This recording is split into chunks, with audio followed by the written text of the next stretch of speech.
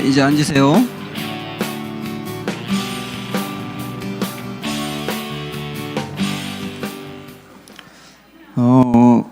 그 막간을 이용해서 우리가 지금 공부하고 있는 이 성경이 읽어지네 이 책이 이게 새로 나왔거든요. 이 책인데 이전에 여러분이 요 성경이 읽어지네 책 갖고 계신 분이 있었잖아요. 그러니까 그 책하고는 완전히 다르게 나왔더라고요. 보니까 표지부터 드리고 이 뒤에 이제 배추를 쪼아 먹는 이 얘기가 또 여기 나와 있는데 제가 이걸 좀 대충 훑어보니까 우리가 공부하는 요 PPT에 있는 내용이 여기에 들어가 있어요.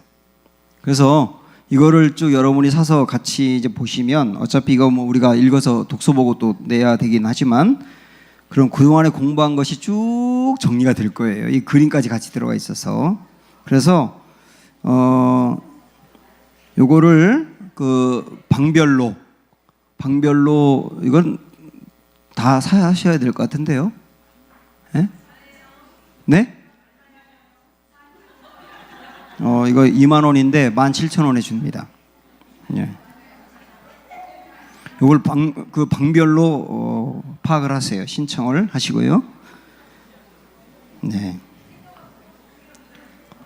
이 책은 어차피 우리가 방학 기간 동안 페이퍼를 내셔야 되니까.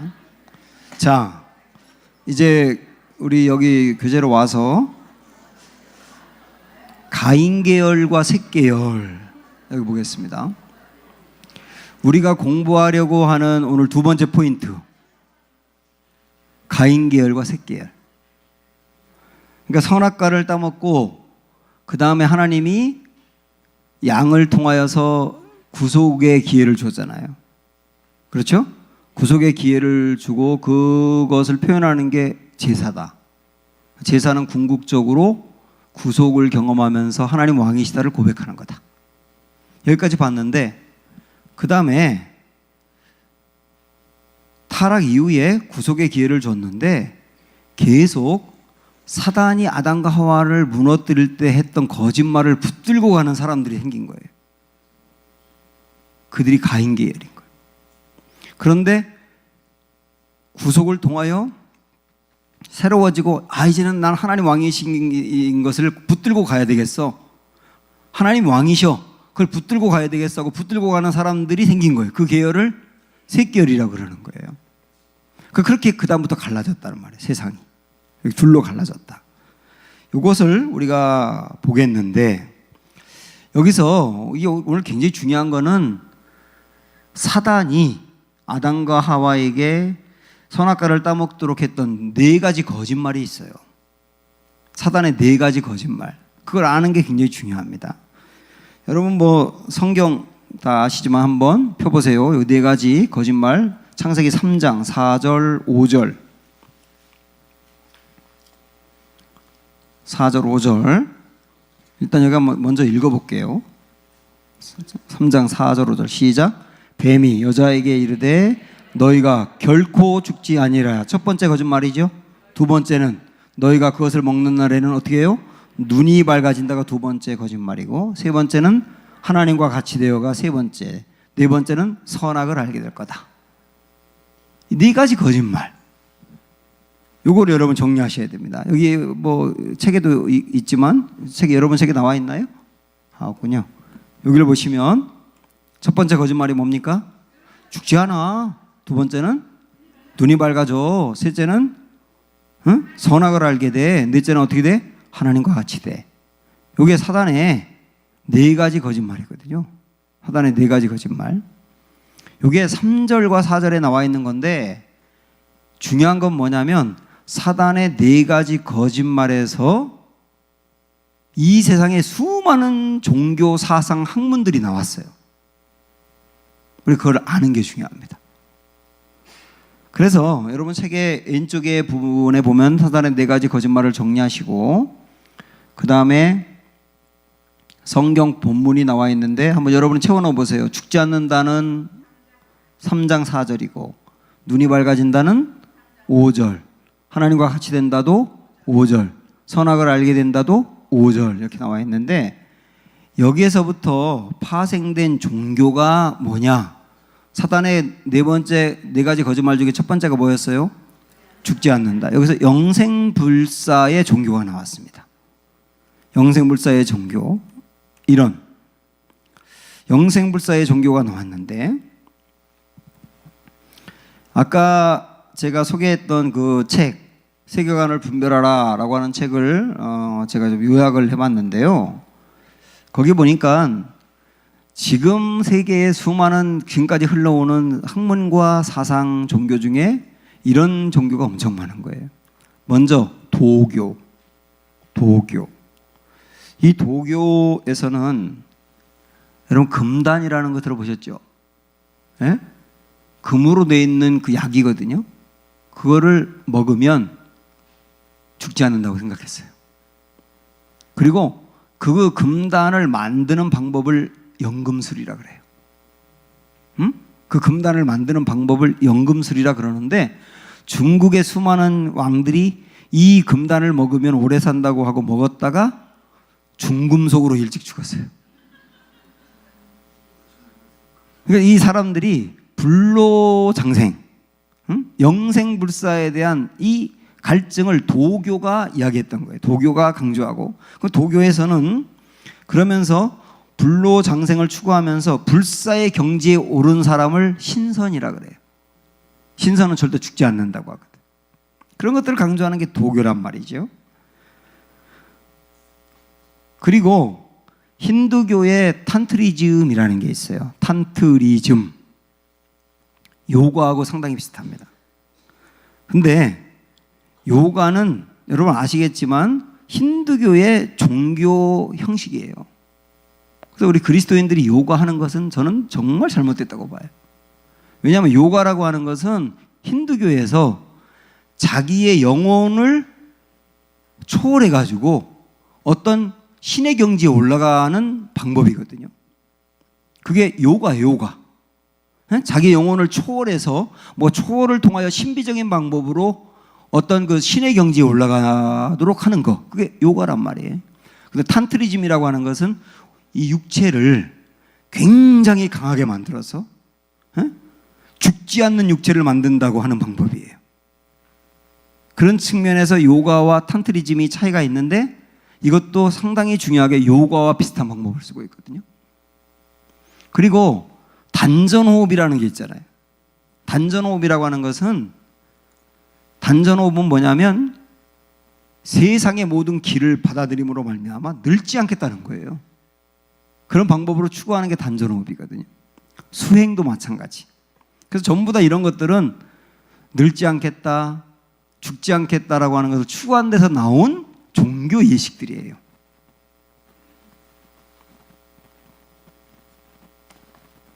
그리고 이런 방법들이 과학으로 가게 되면 전자공학이라든지 유전공학을 통하여서 과학의 힘으로 노쇠하는 것을 막는다, 늙는 것을 막는다, 이런 방법으로 도입된 게 현대과학이지 않습니까?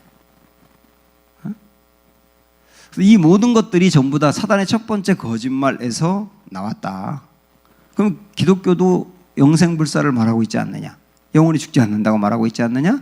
근데 그것은 우리가 어떤 방법과 노력으로 되는 게 아니라 죄 때문에 죽음이 왔으니 생명 주시는 예수님으로 인하여 예수님 안에 거할 때 우리는 영생할 수 있다. 이런 측면에서 다른 종교하고 완전 다른 거죠. 하여튼 첫 번째 사단의 거짓말은 죽지 않는다. 이런 방법으로 현대까지 오고 있단 말이에요. 그 다음에 두 번째는 뭐였습니까? 눈이 밝아진다. 이 눈이 밝아진다에서 계몽화, 교화, 이성합리주의, 과학주의, 계몽주의, 우주시대 과학 숭배사상, 신과학 종교화, 그 다음에 UFO라지에서 UFO 종교도 있더라고요. 여기에 눈이 밝아진다 그런 것은 사람들의 이성을 깨운다는 뜻이에요. 이성을 깨운다. 그래서 계몽주의라고 하는 말에 계몽이 밝아진다는 뜻이에요. 그동안에 사람의 이성이 억눌려 있었고 사람의 이성을 발현시키지 않았는데 잠자고 있는 이성들을 깨워라. 그게 계몽주의잖아요. 그러면서 사람 안에는 엄청난 능력이 있다. 이 이성을 깨우기 원하면 그 능력이 있다 해서 깨워내가지고 과학이 발달하고 사실 현대가 발달한 거 아닙니까? 그런데 이런 방법으로 하다 보니까 이성으로 이해할 수 없는 것은 믿지 않는 거예요. 성경도 이성으로 받아들일 수 없는 신화 같은 이야기, 기적이라든지 이런 것들은 믿지 않는 거예요.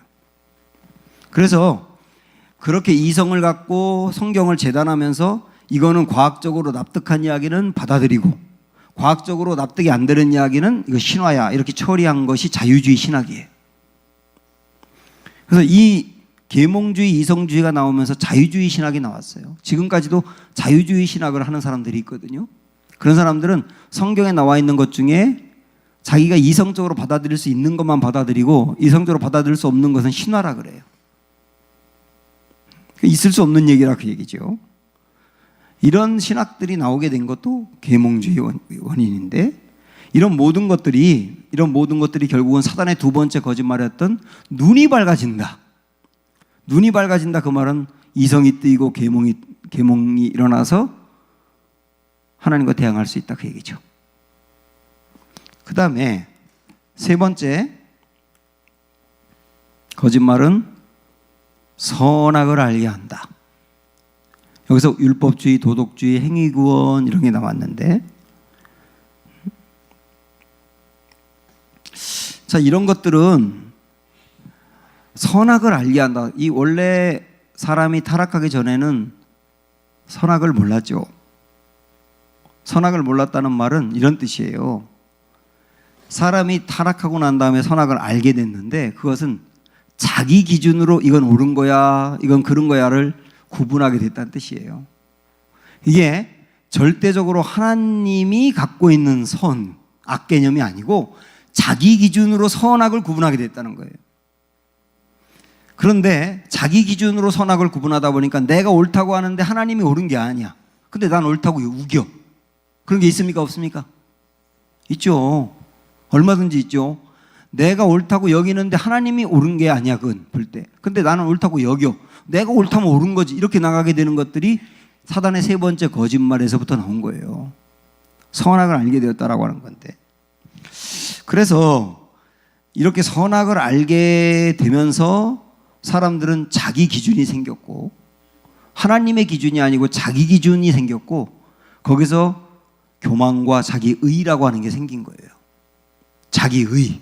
그래서 자기의라고 하는 것은 내가 옳으면 옳은 거야. 하나님 옳으면 옳은 게 아니라 내가 옳으면 옳은 거야. 그것을 우겨버리는 게 자기의 아닙니까? 이 교만과 자기의가 이렇게 생기게 됐고요. 내가 선악을 구분하게 돼서 내가 옳으면 옳은 거야 라고 하다 보니까 뭐가 생기느냐면 판단과 정죄가 생기는 거예요. 그렇지 않습니까? 판단과 정죄가 생기는 거잖아요. 이런 것들이 전부 다 율법주의, 도덕주의거든요. 그리고 이렇게 나가던 사람들이 어떤 방법으로 종교가 나오게 됐냐면 행위 구원 종교가 나오는 거예요. 행위 구원. 사람의 행위로 내가 옳다고 하는 것을 이루면 그게 구원이지. 구원이라는 게 무슨 은혜로 이루어지냐 이렇게 나가버린 거예요. 그래서 행위 구원을 강조하는 종교가 지금까지 있거든요. 사실은 천주교도 상당 부분의 행위 구원이에요. 천주교가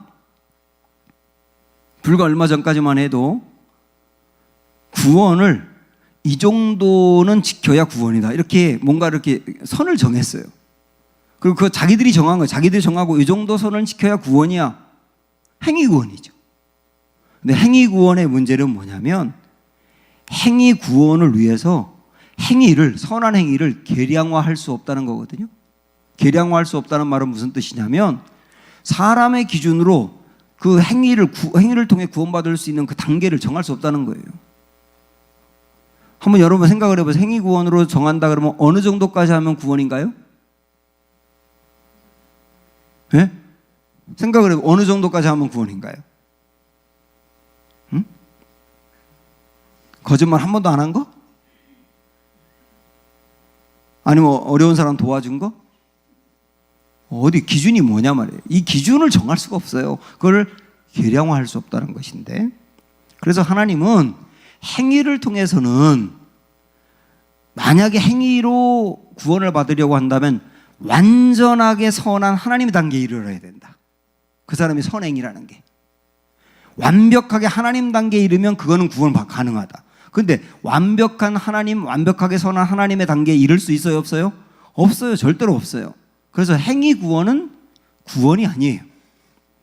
그래서 기독교는 애초부터 행위 구원을 강조한 게 아니고, 행위로는 구원을 받을 수 없기 때문에 은혜로만 구원받는다고 강조한 거예요. 그런데 은혜가 아니고 행위로 구원받는다고 강조하는 게 사단의 세 번째 거짓말인 선악을 구분할 수 있다라고 하는 영역에 포함된다, 그 얘기예요. 네 번째는 하나님과 같이 된다. 범신론적 합일주의, 이렇게 이야기하고 있는데, 지금 저도 이제 이 책을 통해서나 강의를 통해서 이렇게 들으니까 그 불교도 그렇고 힌두교 이런 데는 특별히 그렇고, 이런 부분들의 합일주의, 신과 합일주의 부분이 굉장히 강하다는 거예요. 이게 전부 다 범신론이거든요. 범신론. 그러니까 신이라고 하는 것은 특정한 하나만이 아니고 온 우주가 다 신이다. 그래서 돌도 섬기고 나무도 섬기고, 뭐 무슨 동물도 섬기고, 다 그게 다 신이라 그래, 신. 그래가지고 인도 같은 경우는 이 범신론을 이 힌두교에서 믿기 때문에 신만 1억 몇 개가 돼요. 1억 5천만 개라든가 다 신이랍니다. 그러면서 이 사람들이 추구하는 게 뭐냐면 신인합일인데, 신인합일. 신인합일은 뭐냐면 사람과 인간이 완전히 하나가 되는 단계. 그래서 나는 없어지고 내가 신에게 편입되는 단계가 신일합일이에요. 내가 없어요, 거기에. 내가 신에게 편입되는 거예요. 그걸 위해서 수행을 하는 거예요. 묵상을 하는 거고. 이게 제가 이거 보니까요, 이 힌두교에서는 버마일려, 그래가지고 버마일려, 이런 사상, 온 우주와 내가 하나가 된다. 그 다음에 불교에서는 누구든지 깨닫기만 하면 성불에서 우주의 궁극자인 범신불과 하나가 된다. 이런 사상. 성리학의 성이 곧 이다. 성이라고 하는 것은 자기 개성이거든요. 자기 개성이 충분히 발휘돼서, 자기의 독특한 그 개성이 충분히 발휘돼서 어떤 이치에 올라가게 되면 우주와 내가 하나가 된다. 이런 거. 그 다음에 장자가 말한 주객합일, 만물과 나는 하나다. 이런 부분들이 온 세계의 종교의 도처에 깔려 있는 거예요. 그래서 기독교는 하나님과 내가 하나 된다고 말합니까? 말하지 않습니까? 응? 주님과 내가 하나 된다고 말을 해야 하나요? 하죠. 응? 주님 안에 내가 있고 내 안에 주님이 있다고 하잖아요. 하죠. 기독교도 하는데 합일이 아니고 연합이에요. 연합. 그 연합은, 합일과 연합의 차이는, 합일은 나라고 하는 자기 정체성이 없어지고 내가 신에게 편입되는 건데, 연합이라는 것은 내가 있어요. 나라고 하는 자기 정체성이 있어요. 내 자기 정체성이 있는데 주님 안에서, 주님이 내 안에서 나를 통해 역사하시는 그런 측면에서의 연합이. 근데 이게 합일과 상당히 다른데, 이 합일을 강조하는 게 사단의 네 번째 거짓말인 내가 하나님 같이 될 수 있어 라고 하는 것들이라는 거죠. 그러니까 이러한 종교들이 지금까지 온 세상의 종교 사상에 그대로 퍼져 있고, 이것이 지금 세계를 지배하고 있는 종교가 돼가고 있다는 거. 이런 것들을 우리가 읽을 수 있어야 된다. 그러니까 사단이 했던 네 가지 거짓말이 아담과 하와에게만 한 것이 아니고 지금까지 계속 영향을 미쳐가고 있다는 것을 보셔야 된단 말이죠. 자, 그 다음에 두 번째, 폭력으로 세워지는 새로운 왕상 그랬어요. 자, 선악과 이후에 두 계열로 갈라졌다 그랬죠. 무슨 계열, 무슨 계열? 가인 계열과 셋 계열. 그 가인 계열의 특징이 뭐냐? 우리 한번 읽어볼까요? 창세기 4장 8절. 창세기 4장 8절 시작. 가인이 그 아우 아벨에게 말하고 그들이 들에 있을 때에 가인이 그의 아우 아벨을 쳐 죽이니라. 힘으로 지배하고 폭력으로 지배하는 계열이 생겼다는 거죠. 그게 가인 계열의 특징인 거예요. 힘으로 지배하고 폭력으로 지배하는 계열. 힘만 있으면 세상을 지배할 수 있어요. 그런 계열이 가인 계열이다 그 얘기예요. 자, 우리 지난주 배웠던 걸 살려서 하나님이 원하는 공동체는 뭐다? 사랑이다. 나는 너다. 그렇게 가기를 원하는데 나는 너다가 아니라 힘으로 세상을 지배하고 힘이 있으면 다른 나라를 지배하는 이런 흐름이 하나 생겼는데 그 흐름이 가인 계열이다. 그렇게 쭉 흘러가면 뭐가 나올까요? 제국이 나오는 거예요. 힘으로 다른 나라를 지배하는 제국. 자, 이 가인 계열의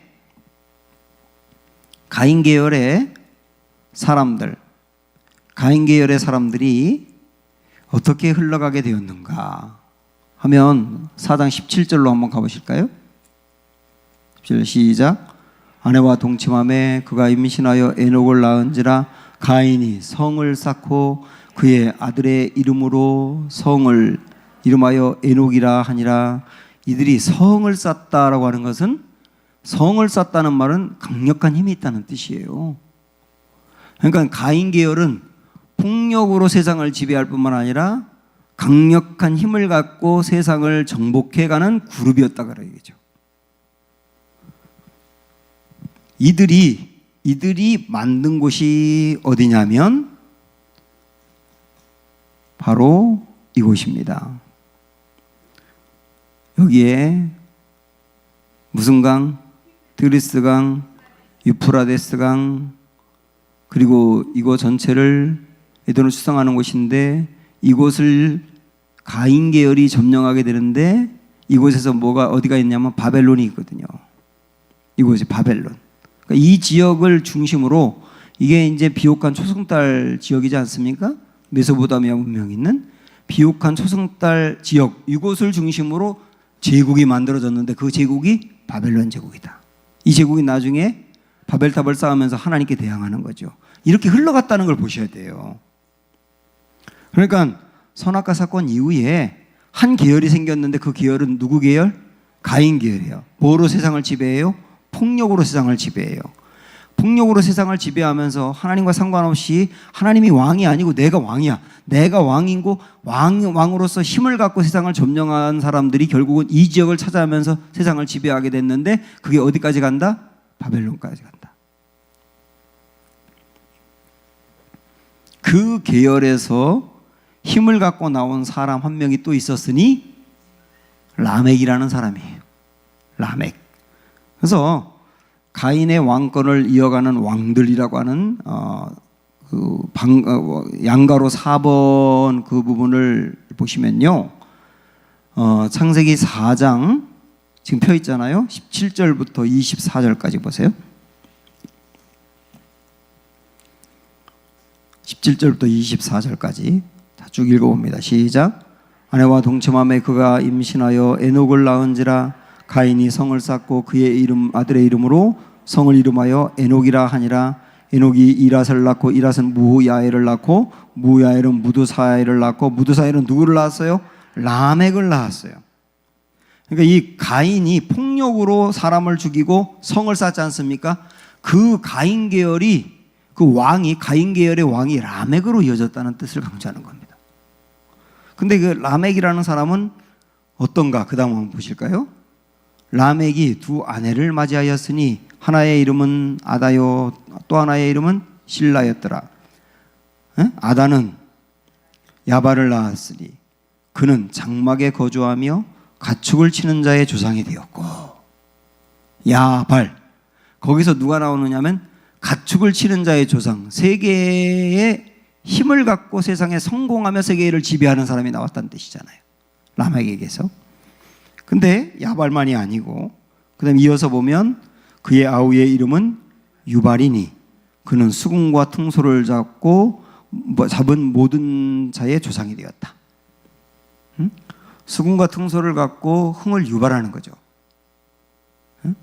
그 조상이 되었다라고 하는 말은 한 분야의 개척자가 되어서 세상을 지배했다는 뜻이에요. 그 다음에 세 번째 아들은 어떻게 됐나요? 22절에 보면 신라는 두발가인을 낳았으니 그는 구리와 새로 여러 가지 기구를 만드는 자요 두발가인의 누이는 나아마였더라. 기계를 만드는 자의 조상이 됐다는 뜻이죠. 기계를 만드는 자. 그러니까 세상에 이 중요한 문명들이 이렇게 만들어지는 것을 보시잖아요. 이게 압축해서 보여주는 말씀이지만 그냥 그 아들들이 세상에 성공했다 정도가 아니라 이 아들들을 통하여 세상을 지배해간다 그 얘기예요. 이게 가인 계열에 흘러가는 경로를 본단 말이죠. 그런데 23절에 보면 라멕이 아내들에게 이르되 아다와 실라여 내 목소리를 들으라. 라멕의 아내들이여 내 말을 들으라. 나의 상처로 말미암아 내가 사람을 죽였고 나의 상함으로 말미암아 소년을 죽였도다. 자기가 사람 죽인 것을 자랑해요. 가인 계열의 특징이에요. 이게. 힘으로 세상을 지배하고 힘으로 사람을 죽일 수 있어요. 그러면서 24절에 뭐라고 하느냐면 가인을 위하여는 벌이 7배일진데 라멕을 위하여는 벌이 77배이리로다. 요 말을 제가 메시지라고 하는 성경을 보니까 뭐라고 표현하고 있냐면 가인을 죽인 자가 7배의 벌을 받는다면 라멕을 죽인 자는 77배의 벌을 받을 것이다. 이것을 통하여 뭐를 과시하느냐면 자기의 힘을 과시하는 거예요. 내가 그런 사람이야. 나 한번 죽여봐. 나를 죽일 수 있는 사람이 있다면 그는 77배 벌을 받을 거야. 누가 나를 죽여? 이러는 거예요. 여러분 이 흐름을 잘 보세요. 가인 계열의 사람들은 뭐로 세상을 지배하느냐? 힘으로, 폭력으로 세상을 지배하는데 그게 가인부터 시작이 됐잖아요. 근데 그게 라멕으로 흘러가더니 라멕은 더욱더 강력하고 악독한 방법으로 세상을 지배했다는 뜻이잖아요. 그렇게 흘러가는 것이 그 다음 여러분들 성경에 이제 그 창세기에 쭉 나오는 사람의 그 이름 중에서 또 누구로 이어지는 것을 보셔야 되느냐면 네피림. 그 다음에 또 하나 누굴까요? 니므롯. 이렇게 이어지는 걸 보셔야 되는 거예요. 그 1장부터 11장까지의 중요한 흐름 속에서 그 명단들을 보셔야 된다고요.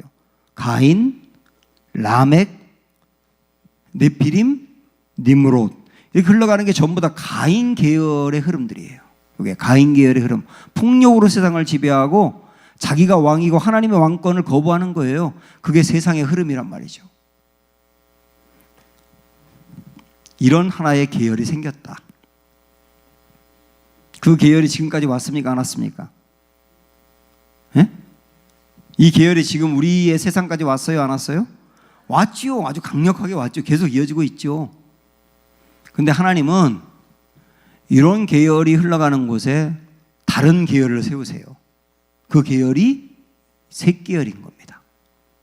그러면 자, 아까 우리 4장 24절까지 봤지 않습니까? 24절까지 가인 계열 중에 느므롯이란다. 라멕이라는 사람을 봤죠. 이번엔 그 다음에 25절, 26절 보면 새로운 계열을 봅니다. 자, 읽어보세요. 시작. 아담이 다시 자기 아내와 동침함에 그가 아들을 낳아 그의 이름을 셋이라 하였으니 이는 하나님이 내게 가인이 죽인 아벨 대신에 다른 씨를 주셨다 함이며 그 다음에 셋 또 아들을 낳고 그의 이름을 에노스라 하였으며 그 다음 또 중요해요. 그때의 사람들이 비로소 여호와의 이름을 불렀더라예요. 이 부분, 이 셋 계열의 사람은 어떤 사람들이냐? 여호와의 이름을 부르는 사람이다. 여호와의 이름을 불렀다는 말은 다르게 말하면 하나님이 왕이신 것을 인정했다. 하나님이 왕이신 것을 인정했다. 그렇게 두 계열로 갈라지더라. 세상이 가인 계열과 셋 계열. 셋 계열에서 쭉 하나님의 백성들이 나오는 거죠. 이 싸움은 지금도 계속되는 거예요. 이 세상을 지배하고 있는 가인 계열과 그 다음에 이 가인 계열에 대항하는 셋 계열의 대항은 지금까지 계속되는 거예요. 제가 미리 하나 말씀을 드리겠는데요. 다음 주에 우리가 홍수를 배우게 되는데, 노아의 홍수를 배우게 되는데, 노아의 홍수가 왜 일어났느냐? 미리 말씀을 드리면, 셋 계열이 가인 계열을 변화시켜야 되는데, 그런 게 아니라 오히려 가인 계열에 어떻게 돼버렸어요? 섞여버렸어요. 그 결과가 홍수예요. 그러니까 여러분, 이 성경을 흐름으로 보셔야 된다고요. 굉장히 중요한 흐름.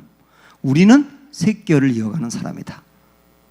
그래서 하나님을 왕이신 것을 고백하고 나아가는 신앙으로 가야 된다. 결국 세상을 이런 세상으로 변화시켜 가야 한다. 그게 셋 계열에 속한 사람들에게 주신 하나님의 사명이다.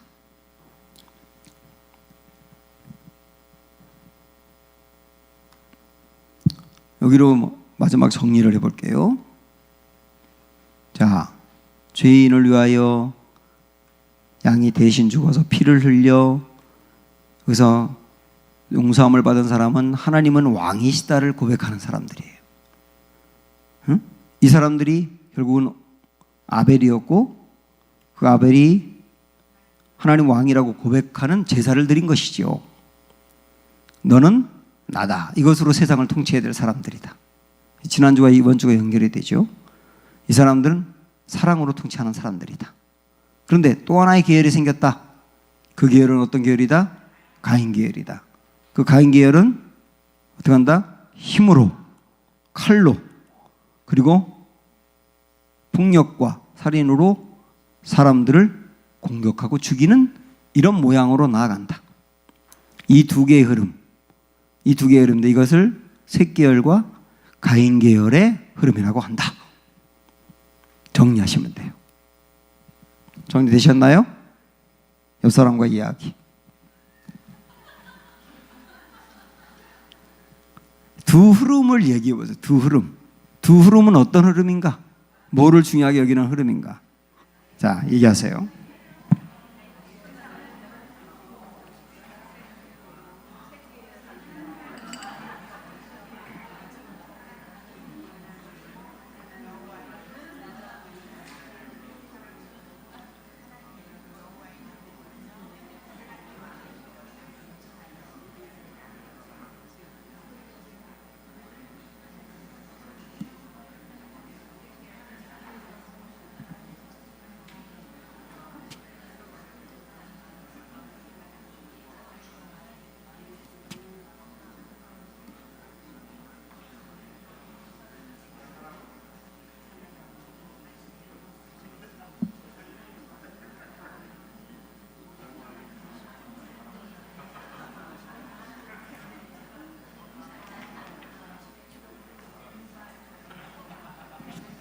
요 앞에 있는 PPT는 찍어 두셔도 좋을 것 같아요.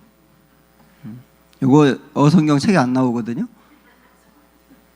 요 부분을 좀 찍어 두시면서 요 PPT 내용이 두 계열을 정리하고 압축한 것이니까요.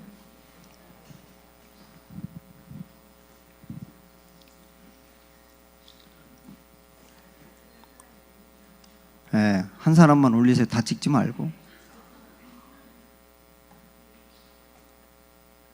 전화 찍으세요. 자, 마무리 보겠습니다. 오늘 우리 마무리는 두 부분인데요. 우리 첫 번째 마무리, 하나님은 창조주로서 적어도 인정받고 싶으신 것이 있으셨습니다. 같이 읽으세요. 그가 왕이라는 사실입니다. 그의 통치 아래에 있어야 한다는 사실은 근본 원칙입니다. 가장 합리적인 신인관계의 출발입니다. 선악과가 말하는 것은 소위 공자가 주창하는 예라고도 말할 수 있을 겁니다. 하늘을 향한 예입니다. 하나님께서는 여기서 당신의 고백을 듣고 싶어 하십니다. 어떤 고백인 줄 아십니까? 창조주 하나님, 당신은 나의 왕이십니다. 이 부분을 여러분이 마음을 담아서 한번 고백하는 의미로 다시 읽어보세요. 창조주 하나님, 당신은 나의 왕이십니다. 그렇습니다. 그의 통치를 받는 것이 행복이요 생명의 보장입니다. 진정한 도덕의 시작은 하나님과 당신의 관계, 신인관계 원리를 설정하는 순간입니다. 우리는 하나님 앞에서 이 사실을 인정하는 태도로 살아가야 합니다. 가장 합리적인 신인관계의 출발입니다. 소위 종교의 요소로 이것이 필수라는 말입니다.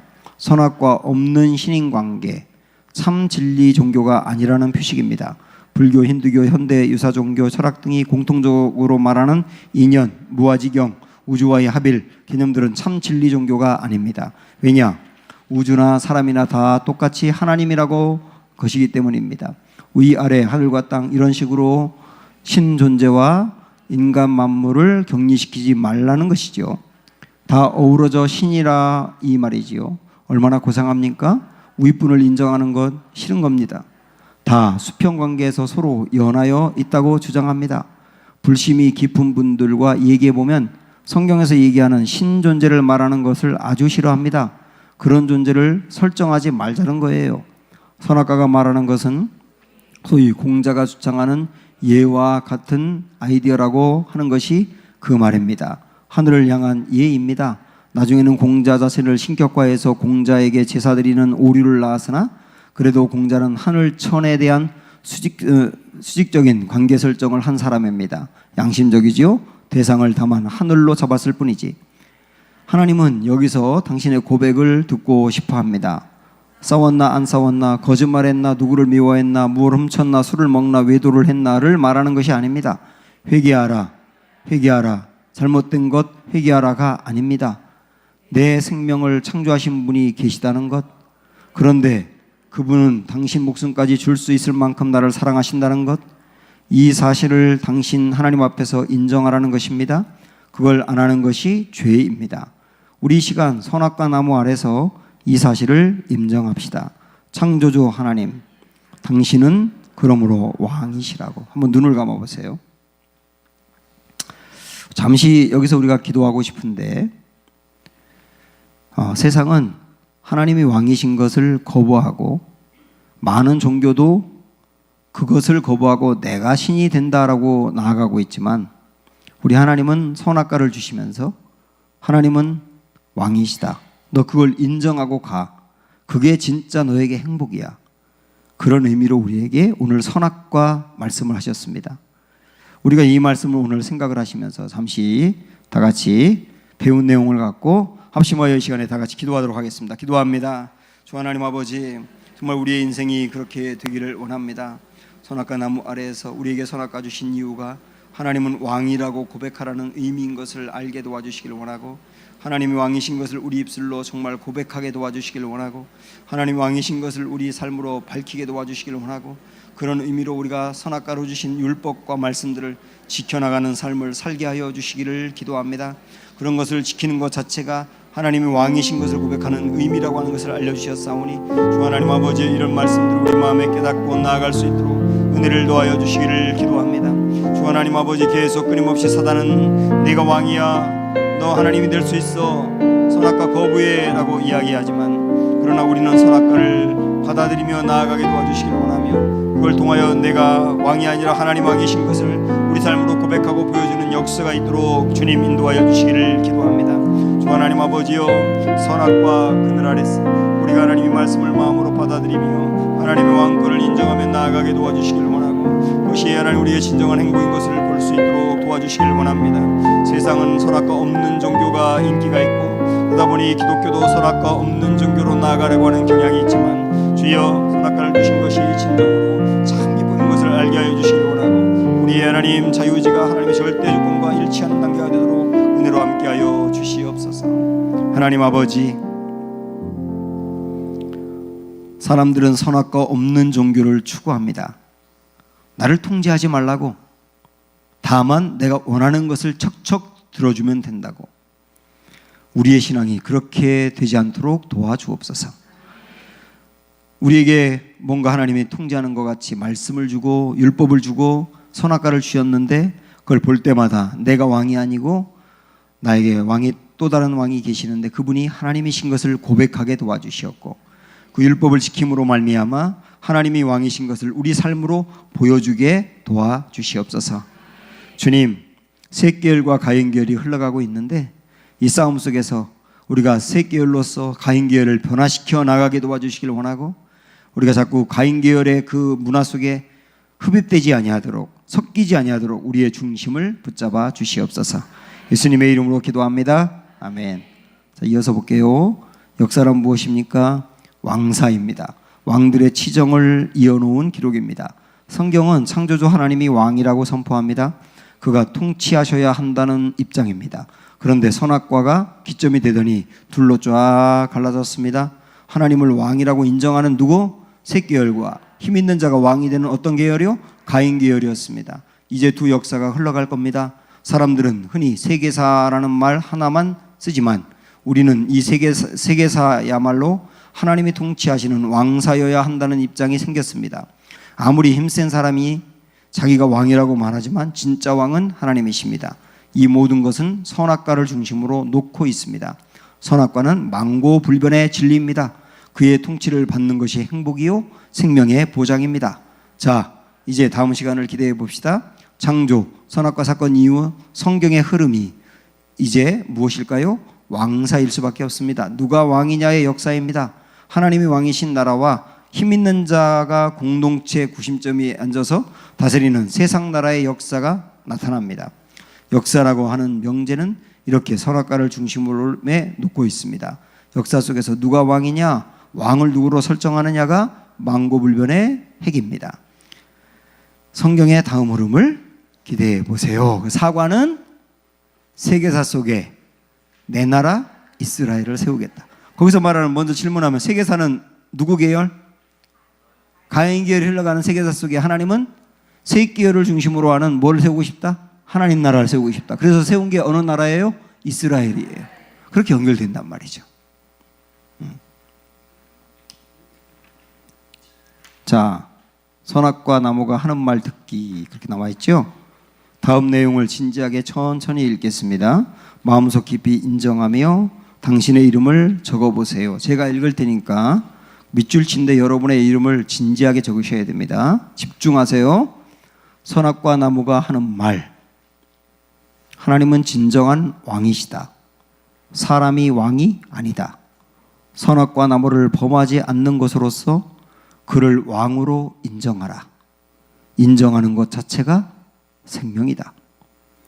하나님은 진정한 왕이시다. 아담, 내가 왕이 아니다. 아담아, 그를 인격적으로 영접하라. 아담아, 반응해라. 그는 왕이시라고. 그렇지 않으면 그것 자체가 죽음이다.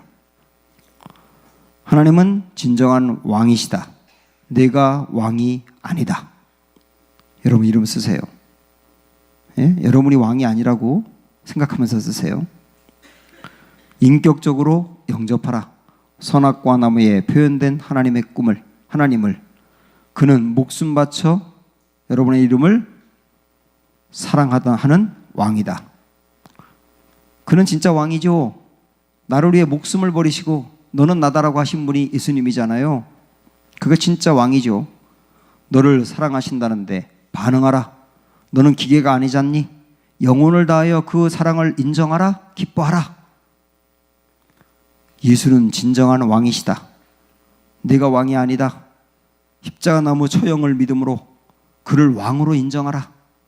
그것 자체가 생명이다. 예수는 진정한 왕이시다. 내가 왕이 아니다. 여러분 이름 쓰세요. 인격적으로 영접하라.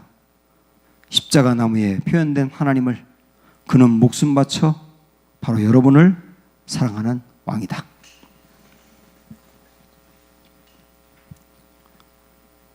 네.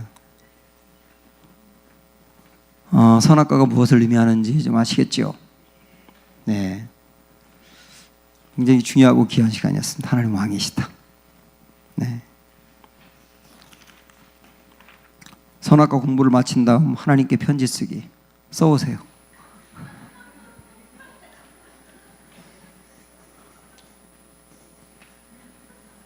하나님 왕으로 고백하는 마음. 정말 왕은 너는 나다라고 할 수 있는 분인데 우리 예수님이 우리에게 목숨까지 주면서 난 너의 왕이야. 나 목숨까지 주니까 너는 나다. 이걸 이루었잖아. 진짜 왕은 누구야? 목숨까지 주는 분이 진짜 왕이야 라고 고백한 게 예수님의 십자가 사건이잖아요. 그 은혜를 우리가 누렸으니 편지를 써보세요.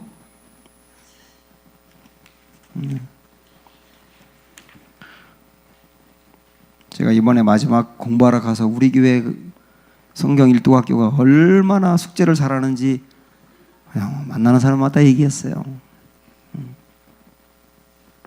하라면 그냥 그대로 해온다고. 얼마나 귀한 일이냐고. 정말 그런지 확인하러 올 가능성이 많아요. 자, 이번 주 숙제인데요. 이번 주까지 성경은 정말 조금 읽습니다. 이번 주에는 창세기 3장, 4장을 읽으세요. 달랑 2장. 그런데 그 다음 주부터는 창세기 5장부터 50장을 읽습니다. 게다가 욥기까지 읽으셔야 돼요. 그래서 우리는 이게 너무 다급해가지고 제가 공부하러 가 있는 동안 이현아 전사님 통해서 얼른 욥기를 읽어라라고 문자를 보낸 거예요. 응? 그 읽으셨죠? 거의 다 읽으셨을 거예요. 우리 교회는 능히 읽으셨을 거예요. 그래서 욥기를 이번 주까지 다 읽으시고요. 그래야 다음 주부터 이제 이 성경을 빨리 읽어나갈 수 있습니다. 그리고 또 하나의 숙제가 뭐냐면 지금까지 숙제를 안 한 게 있잖아요. 안 한 게. 제목을 쓰는 거라든지 33번까지 내 말로 표현하는 거라든지 이런 거 안 한 게 있으면 이번 주까지 다 끝내세요. 하셨죠? 네. 그래서 마무리를 하시면 되겠습니다. 자, 이번 주까지 끝내놓으셔야 다음 주부터는 정신없이 성경을 읽게 됩니다. 네. 우리 잠깐 방별로 지금 모이셨으니까 방별로 그냥 우리 방장님이 하고 싶은 말씀 좀 하고 좀 서로 나누면서 한 5분 정도만 서로 교제하고 끝내도록 하겠습니다. 5분은 너무 짧고요. 10분 정도 해야 되겠네. 10분 정도 모이세요. 음악은 조그맣게 드세요 지금.